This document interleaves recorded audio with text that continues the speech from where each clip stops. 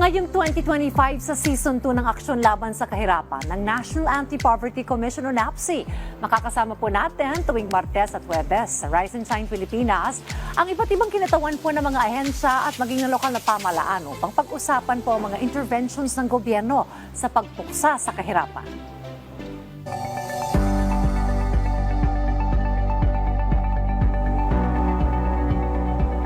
Sa ating pong bagong season, tututukan po natin yung convergence o yung pagsasama-sama po ng mga programa at stakeholders sa patuloy na pagpapaunlad ng mga komunidad at ng ating pong pamayanan.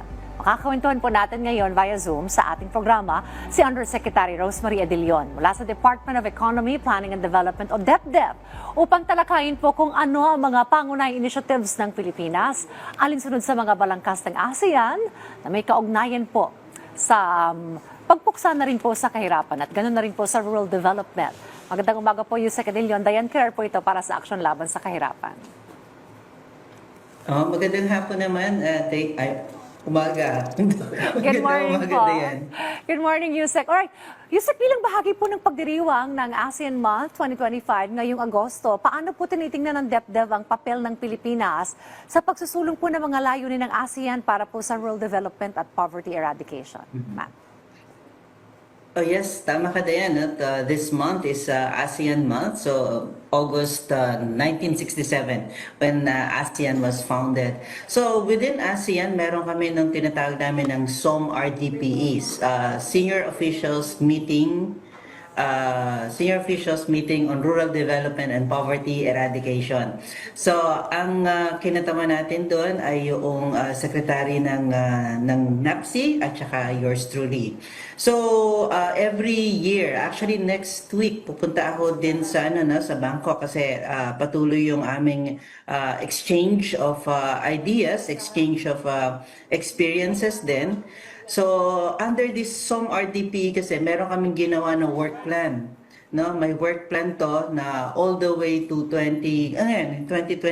Kaya nga importante yung magiging meeting namin sa next week kasi kailangan naming malaman kung nasa na tayo, where are we now. So, under that work plan, nandun na yung una muna, ano ba yung dapat na nakalatag na programa, no? So on rural development, kailangan talaga yung economic development should be there, of course. Tapos yung disaster preparedness and then yung risk reduction. Tapos yung human capital development, syempre, no? Ng mga, lalo na yung mga nasa rural areas natin. Alright, Yusek, ano po yung mga pangunahing initiatives po ng Pilipinas alinsunod po sa mga balangkas ng ASEAN na may kaugnayan po sa rural development, ma'am? Marami.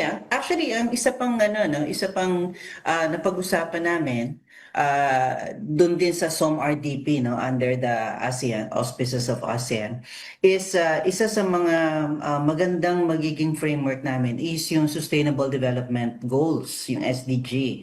Kasi yung SDG is about leaving no one behind. And alam naman natin pagdating sa kahirapan, ang pinaka nakakaranas talaga ng kahirapan ay mga nasa rural areas.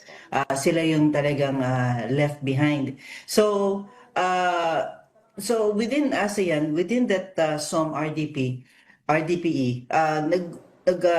nagkakaroon kami ng exchange of ideas, and then meron kami mga studies din na ginagawa ng ano ba yung pinaka naging epektibo. So tayo, with respect to the Philippines, ang pinaka pinagmamalaki nating programa is yung ating yung 4Ps natin, yung mga and then lately, syempre, yung ating inisyatiba para sa agricultural sector, beginning with yung Agricultural Emancipation Act, no, yung kumbaga kinondong ng gobyerno, binayaran ng gobyerno yung pagkakautang nila with respect to their amortization ng awarded lands nila. Kasi malaking bagay ito na na-ease ang financial burden ng ating mga farmers, no?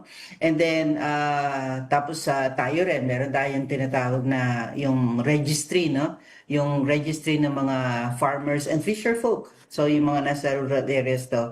Para nang sa gayon, pag meron tayong binibigay na assistance sa kanila, madali nating nata-target kung sino ba dapat at saka madali din nating namomonitor. Tapos ang isa rin sa ipagmamalaki natin is yung experience natin on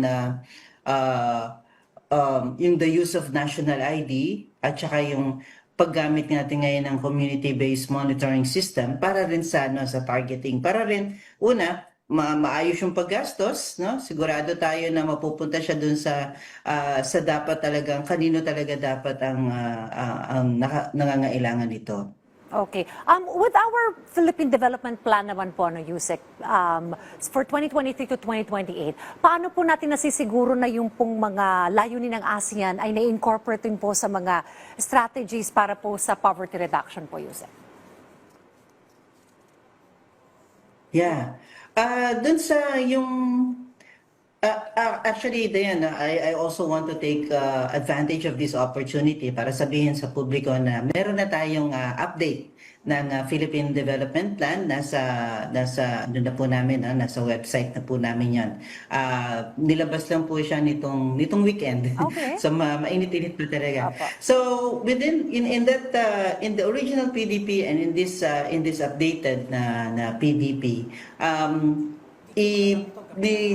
pinakita rin natin doon, we indicated na all those different initiatives of the ASEAN na talagang nakakatulong sa atin, sa Pilipinas, and vice versa, paano din tayo nagko-contribute, no, in parang enriching this knowledge base. So dito sa mga ASEAN initiatives natin, meron tayong unang-una na yung actually bawat nagiging chair, meron silang nagiging initiative nila. No? So tulad nun sa Singapore, ang sa kanila is on sustainable cities. So ito, parang pinakita rito na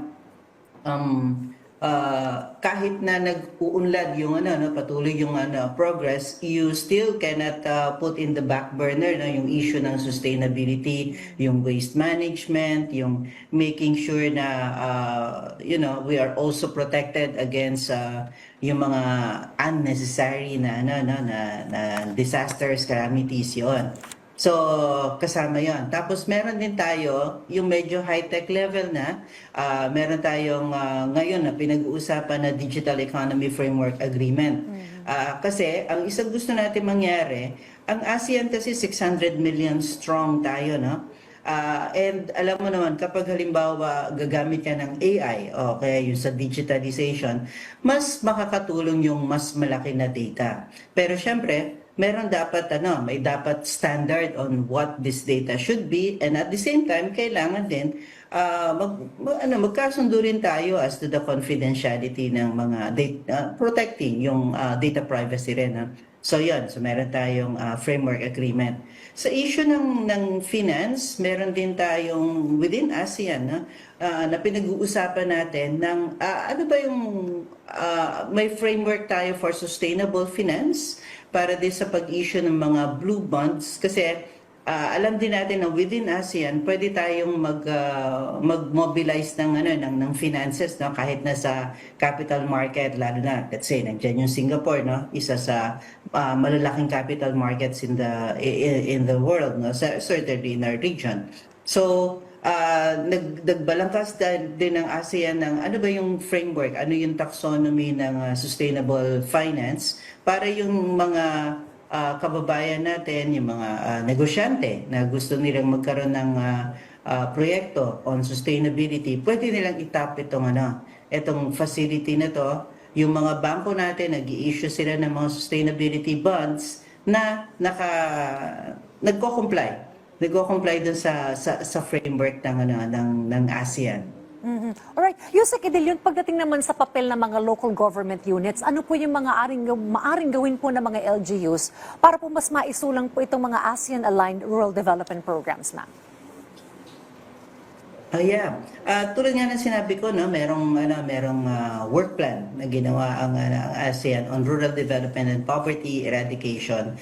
So, sa pagpunta namin sa pag-uusap-usap namin ito, kasi nga hanggang 2025 lang yun, so malamang magkakaroon ng updated nitong work plan na to. And what we want is for the LGUs to also share the experiences, no, yung mga best practices nila. Kasi even within the SDG, no, meron na kaming voluntary local review. So mga LGUs ito na nagre-report on their SDG accomplishments at saka ano yung mga naging initiatives nila dito. Meron na tayong mga ilan na LGUs na nakapagsagawa na nito. Kasi alam mo, diyan kapag binomonitor, kapag nire-report, parang nagkakaroon ng mas stronger push ba para na makakapag-report ka ng accomplishment. So, iyon ang isa sa mga nakikita namin magandang paraan din. So, give them the platform para makapag-report sila on these accomplishments. And therefore, magsusumikap din sila na meron naman silang mai-report on this. So, yung marami na rin mga LGUs na lumapit sa amin, no, kasi gusto nila mag-voluntary local review kung paano namin sila matutulungan. So, itutuloy namin yung initiative na yon, and then hopefully ma-consolidate nga natin ng mas mabilis, no, yung mga accomplishments nito at mai-report natin at makagawa nga tayo ng consolidated na inputs para sa susunod na magiging work plan. Siguro panghuli na lamang po, Yusek, mensahe na lamang po, kaugnay na rin po ng pagdiriwang po natin ng ASEAN Month. Oh yes, maraming salamat, no. So this month, itong buwan ng Agosto, we are celebrating yung ASEAN Month. So as I said, no, it was founded noong August 1967. So magandang bagay talaga na ibalik natin kung we recall, no, why exactly did we was this ASEAN founded. And nung dati noon, it started ng simple lang yung kanilang objective, yung goal nila, which is about regional peace and security. At nakita naman natin, isa sa mga naging successful, no, na regional grouping dahil we managed to maintain yung peace and security sa area. There are still challenges, pero patuloy naman to. Tapos yung ASEAN, may 3 pillars ang ASEAN, no? Yung economic pillar, ito yung pinakaalam natin kasi may free trade area tayo, tsaka mga pinag-uusapan pa on the economy, global value chains na to, no?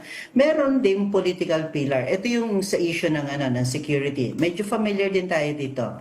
Pero yung pangatlo, ito yung hindi tayo ganun ka-familiar, which is the cultural community. So, and we hope that with the Philippines, creativity natin, marami tayong may tutulong dito. Kasi ang gusto nga natin sana is yung magkaalaman na tayo, magkaroon tayo ng common awareness, syempre, at saka yung understanding of the different cultures na truly ASEAN, at saka yung mga values, no, na pare-pareho naman nating